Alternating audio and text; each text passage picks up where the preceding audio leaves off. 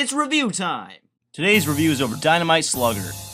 Dynamite Slugger, I admit, is a guilty pleasure, and I will explain why. For it isn't exactly your grade A game. For one thing, I find it kind of confusing. In fact, sometimes I find it flat out unfair. In fact, I think confusing is kind of an understatement, because you can go from completely dominating, because in fact, I remember one time I won a game by 17 points, to being completely owned and pretty much losing by 17 points. There's all these stats and win statistics and all that, but I don't really care about that because, to be honest, the game wouldn't be any less confusing, even with all the supposed help. But for some reason, it seems I keep on coming back to it. I even have the misfortune of owning the box and the game inside it. I honestly don't know what it is. I mean, the graphics themselves are decent. The music, well, let's get into the music before I continue. Okay, so I was able to get the sound to work. Only problem is I wasn't able to sync it up, so let's listen to some music. Some music can be just plain bad. Some can be decent.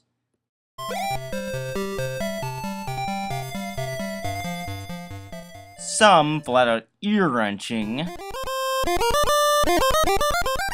And some just plain weird.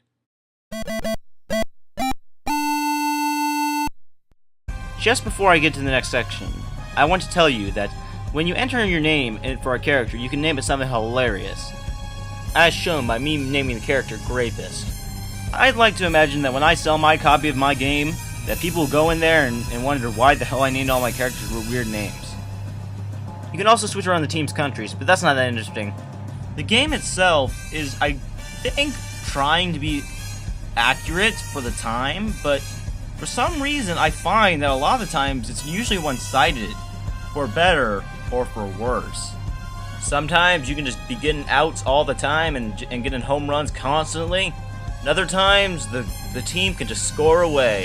And it's not like the Neo Geo has all bad games. I mean, there's some great games like, for example, Earth Fighters Clash, SNK vs. Capcom Match of the Millennium, and some argue even Pac-Man. Beside the point. This game does not sandwich itself into the good games, but yet it has this strange, quirky charm that I really like about it.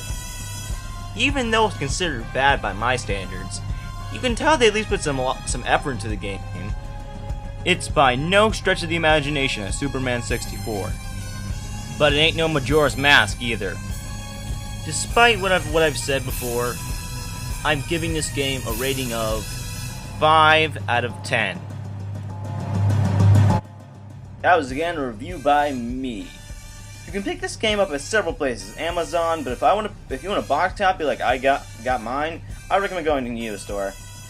Anyway, thanks for watching.